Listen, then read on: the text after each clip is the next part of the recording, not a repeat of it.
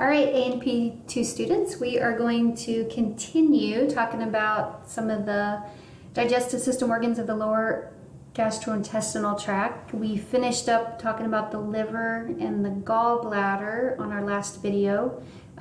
We kind of ran out of time to discuss the role of bile in digestion, so I'm going to do that and then we'll start talking about the pancreas.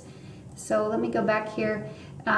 So we talked about in the last video about the flow of blood through the liver and the flow of bile. Something that I had left out was talking about the role of bile in digestion. So we should know like what role bile plays in digestion. So there's three main functions of bile that enters the duodenum. One thing is it does contain bicarbonate, so it'll help to neutralize that acidic chyme that's coming from the stomach. And that's important because our small intestines, duodenum, jejunum, they can't handle the acidic environments. They don't have enough protection like the stomach does. So we want to make sure that chyme gets neutralized pretty quickly once it enters the duodenum. So the bile has a role in neutralizing that acidic chyme that's coming in there. When it comes to digestion, the role of bile is to mechanically digest lipids. So it's a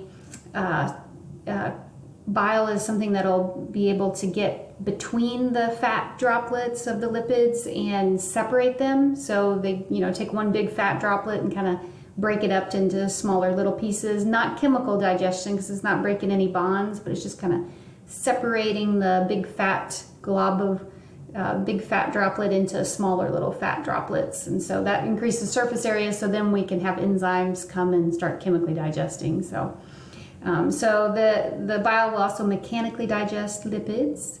And then remember that when we talked about the breakdown of red blood cells, when like the blood cells gets old and we need to recycle them. Whenever the hemoglobin that's the primary protein in the red blood cells, it's made up of globin, iron, and heme. And remember the heme is what's going to, whenever it gets broken down, it'll get broken down into bilirubin, and then that's how the bilirubin ends up into the liver and then into our bile. So that's where that's coming from. All right, so it's going to also eliminate the bilirubin. All right, so that's our in talking about the liver and the gallbladder. So the next objective 23 is describe the pancreatic secretions, what the pancreas is doing and what role it has in digestion. So we'll go to that picture. So here's our pancreas, kind of gives you an idea, recall where it's located. It's lobulated just like our liver was. There's little lobules that are located in there. And they're the cells they're kind of arranged in this little pattern around a little central lumen area, and then there's a little duct to take the secretions. So these cells are what's producing the secretions, digestive enzymes, and bicarbonate that's going to end up in our duodenum from the pancreas. So realize too, the pancreas, it's a dual function organ. So it's part of the endocrine system. It produces hormones like insulin.